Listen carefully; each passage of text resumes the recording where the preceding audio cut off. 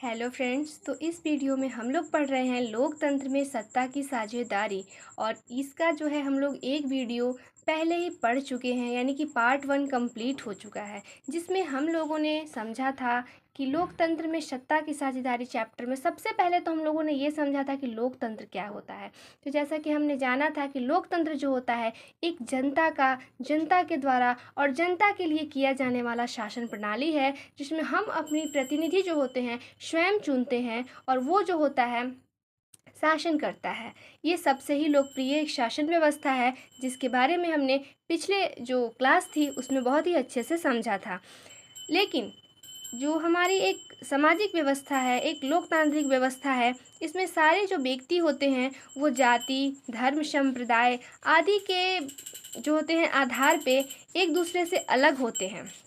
और इन तरह की जो विभिन्नताएं इस प्रकार की पाई जाती हैं उनमें, इन्हें ही हम विभेद कहते हैं। इसके बाद हम लोगों ने समझा था लोकतंत्र में द्वंद्व के बारे में। इसमें हमने आप लोगों को बताया था कि जब लोग जाति, धर्म, भाषा, क्षेत्र इत्यादि के आधार पे जब एक दूसरे के साथ विरोधाभास करने लगते हैं, यानी अपनी जाति धर्म को अधिक वरीयता देते हैं एवं दूसरे को नीच की भावना से देखते हैं, तो इस प्रकार का जो विरोधाभास जो समाज में लोगों के बीच में उत्पन्न होता है, उसे ही हम लोग लोकतंत्र में द्वंद्व के नाम से जानते हैं। जिससे हमने बहुत ही अच्छे से आपको उदाहरण भी बताए थे, जिसमें हमने बताया था कि सिक्किम में जो बिहारी छात्रों को भगाया गया था, वहाँ से संस्थान छोड़ने पे मजबूर किया गया था, वो सारी घटनाएं। इसके साथ ही मैंने आपको बताया था कि जब दक्षिण भारत में उत्तर भारत के लोग जाते हैं तो भाषा के आधार पे जो है उनके साथ इस तरह का विभेद किया जाता है, इस तरह का उनका विरोध किया जाता है।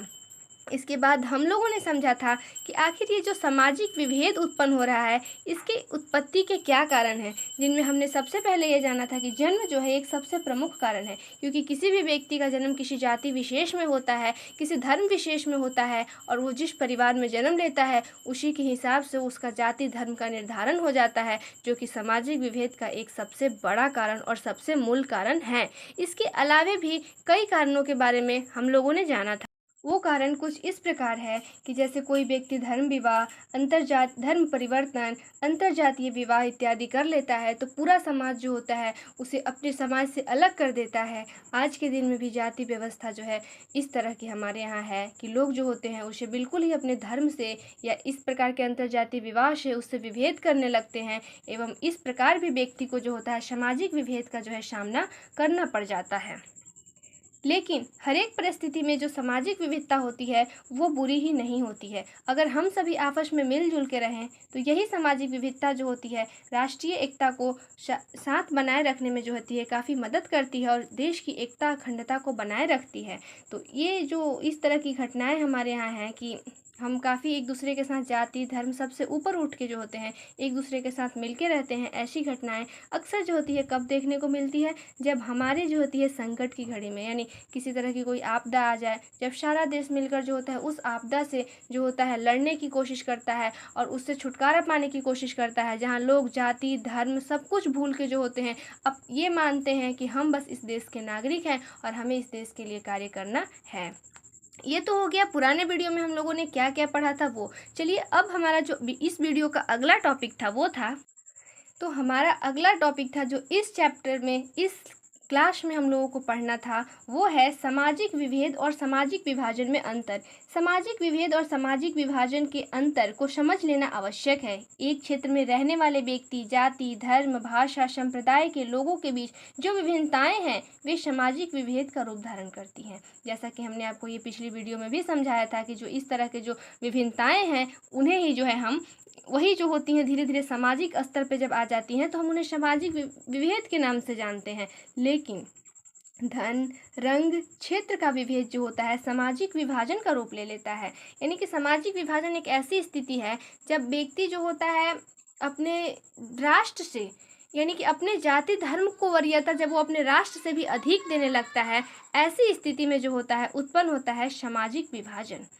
जैसे कि महाराष्ट्र, असम और सिक्किम में उत्तर भारतीयों के साथ वहां के निवासियों द्वारा गलत व्यवहार सामाजिक विभाजन का कारण बन गया। यानी एक तरह से लोग एक दूसरे से इतना नफरत करने लगे कि भले ही वो एक देश में है, लेकिन वो एक दूसरे को देखना पसंद नहीं करते, वो अपने राज्य से उसे बाहर निष्कासित करने पे आ गए। तो इस प्रकार की जब सामाजिक विभेद जब इस स्तर पे आ जाए और लोग इस तरह की जब घटनाएं हमारे समाज में होती हैं, तो इस तरह की जो स्थिति होती है समाज में उत्पन्न होती है, उसे ही हम सामाजिक विभाजन कहते हैं। जैसे हमारे यहाँ तो जाति व्यवस्था है, जहाँ की लोग जाति धर्म के आधार पर जो होते हैं ज़्यादातर ऊंच नीच करते हैं। लेकिन जैसे दूसरे देशों की अगर हम बात करें, तो श्वेत अश्वेत में, ये अमेरिका में घटनाएं देखी जाती हैं, जहाँ श्वेत जो होते हैं श्वेतों को काफ़ी नीचा दिखाते हैं। वहीं अमीर गरीबों के प्रति जो होता है सामाजिक विभाजन का कारण बनता है।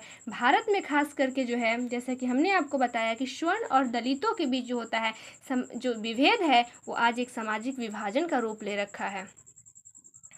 अब हमारा इसी चैप्टर में जो नेक्स्ट टॉपिक है वो है विभेदों में तालमेल एवं संघर्ष। यानी कि अभी तक तो हमने देखा कि विभेद क्या होते हैं, जो विभेद है उसका किस प्रकार वो हमारे समाज का विभाजन कर देते हैं।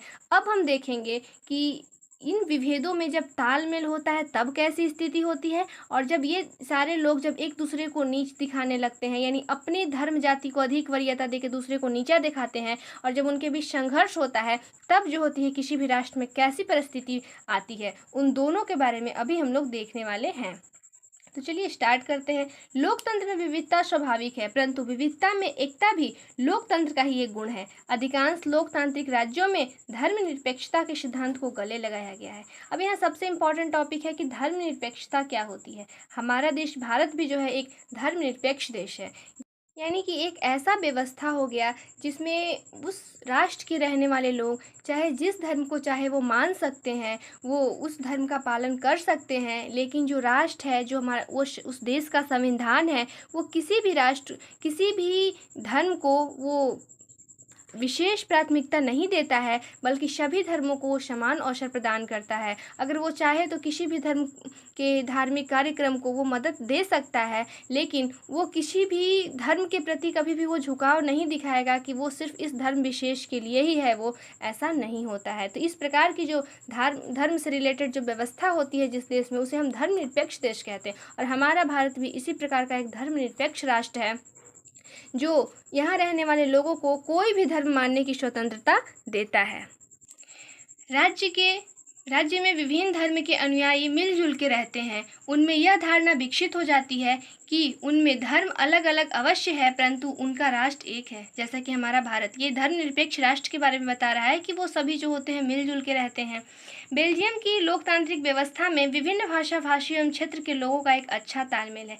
बेल्जियम एक ऐसा देश है जहाँ अलग अलग भाषा बोलने वाले लोग रहते हैं, लेकिन उनमें इस तरह की जो है व्यवस्था बनाई हुई है कि वो सारे जो होते हैं अच्छे से मिलजुल कर तालमेल के साथ रहते हैं। ऐसा नहीं कि वो जो कम भाषा बोलने वाले लोग हैं उनको वो नीचा दिखाते हैं, बल्कि सभी व्यक्तियों को वहाँ भाषाई आधार पर समान अवसर दिया जाता है।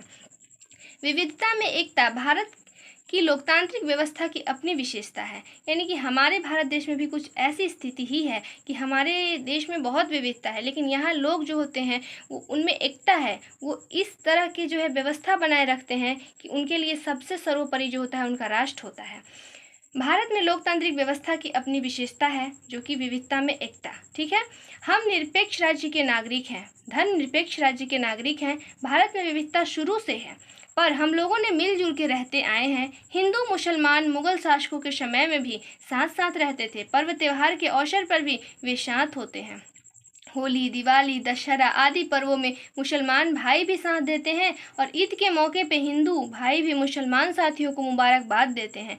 सिखों के गुरुद्वारे में हिंदू भी जाते हैं, और हिंदू के मकबरों में सिख धर्मावलंबी भी पूजा करते हैं। इस प्रकार से आप देख रहे हैं कि अलग अलग होते हुए भी हम भारतवासी एक हैं। इसका सबसे जो ताज़ा उदाहरण है, जस्ट एक एग्जाम्पल से ये चीज़ें बताया है। हम सभी भारत के लोग हैं और हम इन बातों को बहुत ही अच्छे से समझते हैं, क्योंकि हम समाज में इस चीज़ को देख रहे हैं। तो इसका बस एक उदाहरण के तौर पे समझाया गया है कि किस प्रकार से लोग जो होते हैं धर्म जाति सबसे ऊपर उठ के जो होते हैं हम एक राष्ट्र के नागरिक हैं मान के भारत के लोग एक साथ रहते हैं। इसका एक अच्छा उदाहरण जो है यहाँ पे दिया गया है कि वाराणसी में आतंकवादियों द्वारा किए गए बम विस्फोट है। इस अवसर पर हिंदू और मुसलमानों के बीच जो एकता और सहिष्णुता देखी गई वो अद्भुत थी।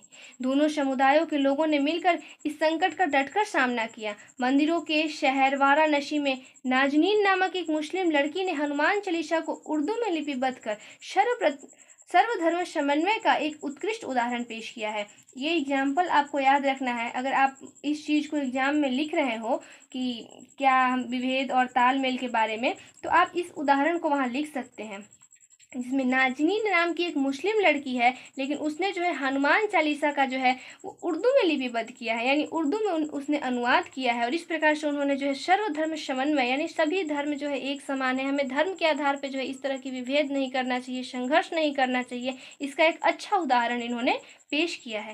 वाराणसी में अनेक मुस्लिम लड़कियों की सोच नाजनीन से मिलती जुलती है। गैर सरकारी संगठन विशाल भारत संस्थान से जुड़ी ये मुस्लिम युवतियां देश में सांप्रदायिक सौहार्द को बनाए रखने के लिए हनुमान चालीसा का नियमित पाठ करती हैं। भारत ही नहीं, अन्य लोकतांत्रिक व्यवस्थाओं में भी इस तरह के उदाहरण मिलते हैं। आयरलैंड और नीदरलैंड में ईसाई धर्म के अनुयायी निवास करते हैं, परंतु ईसाई धर्मावलंबी भी दो समूह में बटे हुए हैं, प्रोटेस्टेंट एंड कैथोलिक। आयरलैंड में भी घोर व्याप्तता है, नीदरलैंड में ऐसी स्थिति नहीं है और दोनों समूह में जो है आपसी सौहार्द बना हुआ है। तो यहाँ पे क्या चीज़ें हैं ना, मैं आपको बताती हूँ क्लियर करके। जैसे एक देश यहाँ पे आयरलैंड है, दूसरा देश नीदरलैंड है। तो आयरलैंड में भी जो है ईसाई धर्म के लोग रहते हैं और नीदरलैंड में भी ईसाई धर्म के ही लोग रहते हैं, लेकिन ईसाई धर्म जो है वो दो भागों में बटा हुआ है, प्रोटेस्टेंट और कैथोलिक। ये दोनों जगह की स्थिति है, दोनों जगह ईसाई धर्म के लोग रहते हैं, दोनों जगह जो है ईसाई धर्म दो भागों में बटा हुआ है, प्रोटेस्टेंट और कैथोलिक। लेकिन जो आयरलैंड के लोग हैं ना, वो आपस में जो है काफ़ी एक दूसरे से जो है वो संघर्ष करते रहते हैं, यानी उनमें विभेद जो है सामाजिक विभाजन का रूप ले चुका है। लेकिन वहीं जो अगर हम नीदरलैंड की बात करें तो यहाँ कोई ऐसी स्थिति नहीं है, बल्कि वो जो होते हैं दोनों अलग अलग समूह से होने के बावजूद जो है वो आपसी सौहार्द बना के रखते हैं, वो आपस में प्रेम से जो होते हैं वो रहते हैं। सामाजिक विभेद का एक दूसरा पक्ष पर विचार किया गया। ये तो सामाजिक विभेद का एक पक्ष पे हम लोगों ने विचार किया कि हमारा जो है इस तरह का तालमेल बना के हम रहें तो हमारे लिए कितना अच्छा साबित होगा, हमारे देश के लिए। इस बात को आप लोगों ने यहाँ पे समझा। लेकिन हर एक स्थिति में ऐसा ही नहीं होता कि लोग यहाँ पे तालमेल बना के ही रखते हैं, बल्कि इसका दूसरा पक्ष अब हम लोग देख रहे हैं। परंतु इसका दूसरा पक्ष भी है। सामाजिक विभेद लोकतांत्रिक व्यवस्था के लिए घातक भी है। धर्म, धन, क्षेत्र, भाषा, जाति, संप्रदाय के नाम पर आपस में उलझना लोकतांत्रिक व्यवस्था को कमजोर बना डालता है। इसमें लोकतांत्रिक व्यवस्था खतरे में पड़ जाती है। दुश्मन देश का इसका फायदा उठाकर आक्रमण कर सकते हैं। जब तक विविधताएं एक सीमा में रहती है तब तक कोई परेशानी नहीं होती है, परंतु जब विविधताएं सीमा का उल्लंघन करने लगती है तब सामाजिक विभाजन अवश्यंभावी हो जाता है। और आप लोगों ने पीछे समझा है कि सामाजिक विभाजन क्या होता है और आपसी संघर्ष में वृद्धि हो जाती है। ठीक है, तो यहाँ तक से हमें ये समझना है कि जैसे अगर ये सामाजिक विभेद में लोग मिल के रह रहे हैं तो ये तो बहुत ही अच्छी बात है, लेकिन अगर वो एक दूसरे के साथ जो है अगर संघर्ष की भावना रखते हैं एक दूसरे से साथ, तो इस प्रकार से यहाँ पे हम देख सकते हैं कि वो जो भी विविधताएं हैं वो एक सीमा में होनी चाहिए और देश को सर्वोपरि रखना चाहिए। नहीं तो देश की अखंडता एकता में भी जो होती है संकट, ये बहुत ही बड़ा संकट हो जाता है देश की अखंडता के लिए, जिसे हम लोग आगे समझेंगे। अभी जैसे हम लोग दूसरे देश का एग्जाम्पल देखते हैं, जैसा कि हमने पिछले वीडियो में बताया भी था या इस वीडियो में भी मैंने बताया है कि अमेरिका में जो है श्वेतों का झगड़ा, उत्तरी आयरलैंड में प्रोटेस्टेंट और कैथोलिक का संघर्ष, वहीं भारत में दलितों का अन्य वर्गों से संघर्ष इसका ही एक उदाहरण है। क्योंकि लोग यहाँ पे मिल के नहीं रह रहे हैं, यहाँ पे एक दूसरे से संघर्ष कर रहे हैं, एक दूसरे को नीचता की भावना दिखा रहे हैं, और इसका ही परिणाम जो है ये सब उदाहरण है जो मैंने आपको दिया। और यह स्पष्ट होता है, यह जब सामाजिक विभेद अन्य विभेदों से अधिक महत्वपूर्ण हो जाता है तब सामाजिक विभाजन की स्थिति जो होती है उत्पन्न हो जाती है। और इस प्रकार जो है सामाजिक विभेद जो होता है किस प्रकार से सामाजिक विभाजन में परिवर्तित हो जाता है, इस बात को आप लोगों ने बहुत ही अच्छे से समझा। विभिन्नताओं में टकराव की स्थिति किसी भी लोकतांत्रिक व्यवस्था के लिए लाभदायक नहीं हो सकता, और आप लोग इस बात को बहुत अच्छे से समझ सकते हैं। आप अपने घर का एग्जाम्पल ले सकते हैं। अगर कोई दो भाई आपस में मिल के रह रहे हैं तो कोई तीसरा कभी भी उनके बीच में नहीं आ सकता या उनका फ़ायदा नहीं उठा सकता। लेकिन वही अगर वो आपस में टकराव की भावना रखते हैं, तो कोई भी तीसरा व्यक्ति उस पे आसानी से फूट डालो और शासन करो की नीति अपना सकता है, और वो दोनों भाइयों को कहीं न कहीं कमज़ोर बनाएगा और तीसरा अपना फ़ायदा उठाएगा। तो इस प्रकार से ये बताया गया है कि इस तरह का अगर टकराव लोगों में विभिन्नताओं के कारण हुआ, तो यह किसी भी प्रकार से लाभदायक हमारे राष्ट्र के लिए नहीं हो सकता। हमारे लोकतांत्रिक जो व्यवस्था है उसको ये कमज़ोर करेगा। तो दोस्तों अगले वीडियो में अब हम लोग समझेंगे विभेदों का, जो जो हमारे विभेद के बारे में हमने पढ़े उसकी लोकतांत्रिक राजनीति पे क्या प्रभाव पड़ता है, इसके बारे में समझेंगे। इसके बाद हम लोग फिर यहाँ समझेंगे कि सामाजिक विभेद जो होते हैं उनका राजनीति में क्या परिणाम होता है, और काफ़ी जो अगर ये लोग आपसी संघर्ष करते हैं तो इसका काफ़ी ही बुरा परिणाम जो होता है देखने को मिलता है, जिसके बारे में हम लोग अगले वीडियो में पढ़ेंगे। ये वीडियो इतनी लंबी हो गई है, तो आप लोग अगर वीडियो अच्छा लगा तो आप लोग प्लीज़ कमेंट करके बताइए। चैनल को सब्सक्राइब कीजिए ताकि इस टाइप की वीडियो जो है आपको तुरंत नोटिफिकेशन मिल जाए, एंड अपने दोस्तों के साथ भी शेयर करिए। मिलते हैं अगले वीडियो में।